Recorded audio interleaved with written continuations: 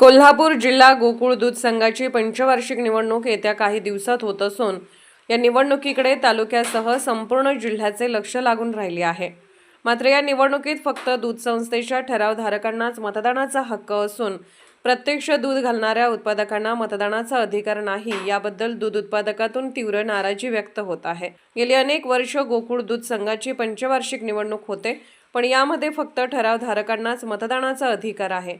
तो अधिकार प्रशासनाने बंद करून प्रत्यक्ष दूध उत्पादकांना मतदानाचा हक्क द्यावा, अशी मागणी दूध उत्पादकातून जोर धरत आहे।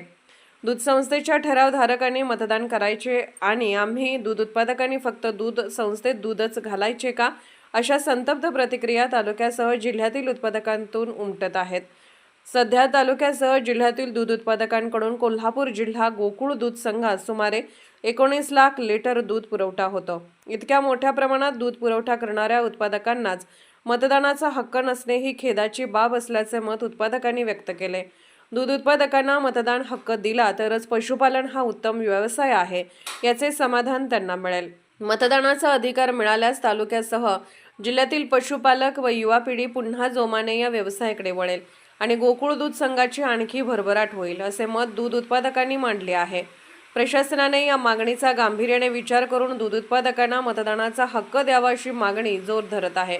सतर्क लाईव्ह न्यूजसाठी वडणगे प्रतिनिधी ज्योतिराम घोडके, वडणगे, तालुका करवीर।